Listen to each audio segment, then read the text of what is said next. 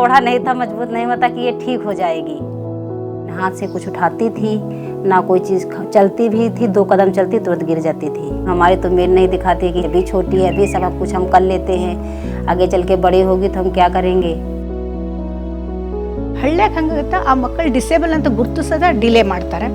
ಗೊತ್ತಾದ ಮೇಲೆ ಅವ್ರು ಮೇನ್ ಸ್ಟ್ರೀಮ್ ಒಂದು ಟ್ರೈನಿಂಗ್ ಸೆಂಟರ್ ಕರ್ಕೊಂಡು ಹೋಗ್ಬೇಕಂತ ಬೇರೆ ಕಡೆ ಕರ್ಕೊಂಡು ಹೋಗೋಷ್ಟು ಅವ್ರ ಹತ್ರ ಅನುಕೂಲತೆಗಳು ಇರೋಂಗಿಲ್ಲ. ಹಳ್ಳ್ಯಾಗ ಹೆಚ್ಚಾಗಿ ರೈತರು ಇರ್ತಾರೆ, ಹೊಲ ಮನೆ ಬಿಟ್ಟು ಹೋಗಕ್ಕೆ ಅವ್ರಿಗೆ ಆಗಂಗಿಲ್ಲ.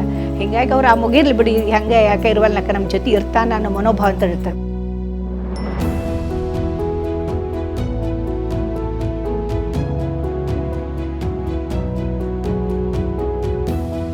Early intervention is important to everybody. Say a child in rural India or even in urban slum communities and low-income community pockets. Specifically for this segment, we realized that there isn't enough CSR funding, which is why at IDFC First Bank we have taken a conscious call to start the Ek Prayas program in order to solve this need in the sector. एक हमारे पास class है जिसमें हमारे academic के बच्चे हैं। अगर मैं ये कहूँ कि जो हमारे माइल्ड या मॉडरेट लेवल के बच्चे हैं उनको हमने रखा, वो एकेडमिक में या फिर बाकी एक्टिविटीज़ में उनको हमने इन्वॉल्व करके रखा हुआ है। बाकी जो हमारे बहुत छोटे बच्चे हैं जिनको फिजियोथेरेपी की नीड है, उनको हम फिजियोथेरेपी करा रहे हैं। बाकी बहुत सारे TLMs हैं जिनके थ्रू हम बच्चों को सिखाते हैं।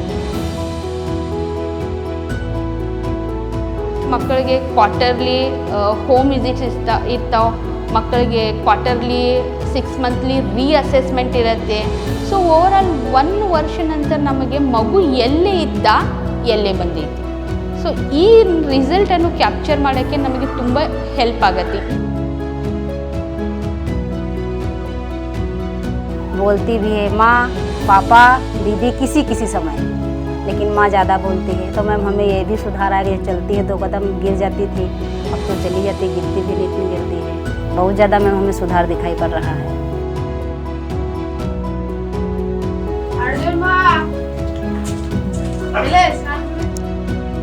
আগে আমার ওই বাচ্চাটাকে 2 সালের বাচ্চা দেখে লোক হাসতো যে বাচ্চাটা এরকমই থাকে যাবে, কি এরা কোনোদিন কোনো কিছু করতে পারবে না। কিন্তু উপরওয়ালা মালিক যে একজন আমাকে বন্ধু স্কুলের খোঁজ দিত, তার জন্য আমি বাচ্চাটাকে এত উন্নত করতে পারলাম। मुझे हमेशा लगा है कि जो बड़े बड़े जगह में जो सर्विसेज है एज इट इज़ और उससे बेटर पुरुलिया डिस्ट्रिक्ट में करना है।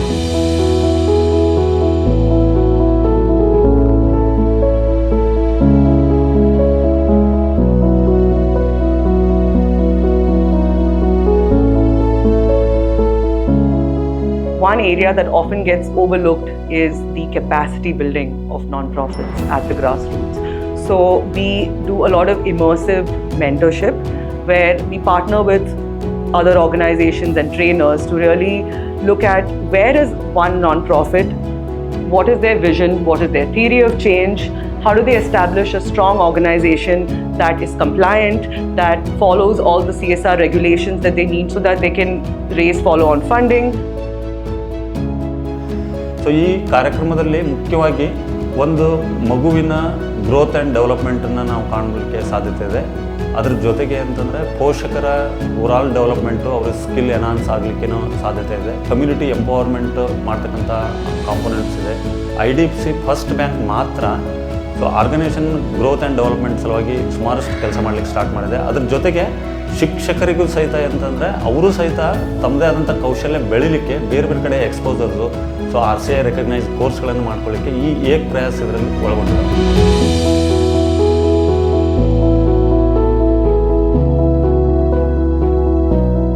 ನಾವು ಮಕ್ಕಳನ್ನೆಲ್ಲ ಒಳಗೆ ಬಿಟ್ಟು ಖಾಲಿ ಕುಂದ್ರೋದಕ್ಕೆ ಎಲ್ಲ ಸರ್ ಕಡೆ ಸ್ವಲ್ಪ ರಿಕ್ವೆಸ್ಟ್ ಮಾಡ್ಕೊಂಡ್ವಿ, ನಾವು ಖಾಲಿ ಕುಂದಿರ್ತೀವಿ, ಇಲ್ಲಿ ಏನರ ಒಂದು ಮಾಡ್ರಿ ಅಂತೇಳಿ. ಇದು ಜೂಟ್ ಬ್ಯಾಗ್ ಅಂತ ತುಂಬ ಫೇಮಸ್ ಆಗಿದೆ, ಅದ್ರ ಬಗ್ಗೆ ನೀವು ಇಂಟ್ರೆಸ್ಟ್ ತೊಗೊಂಡ್ರೆ ನಾನು ಅದ್ರ ಬಗ್ಗೆ ಎಲ್ಲನೂ ಫೆಸಿಲಿಟಿ ಕೊಡಿಸ್ತೀನಿ ಅಂತಂದು ಅವ್ರು ಸ್ಟಾರ್ಟ್ ಮಾಡಿದರು.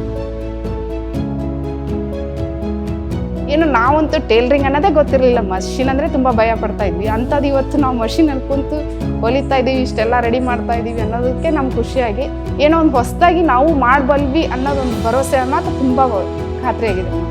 ಅವಾಗ ಋಣಿಯಾಗಿರ್ತೀವಿ, ನಮ್ಮ ಮಕ್ಕಳನ್ನ ಅವ್ರು ನೋಡ್ಕೊಳ್ತಿದ್ದಾರೆ, ಅವ್ರಿಗೆ ನಾವು ಯಾವಾಗೂ ಧನ್ಯವಾದ ಹೇಳಕ್ಕೆ ಇಷ್ಟಪಡ್ತೀವಿ.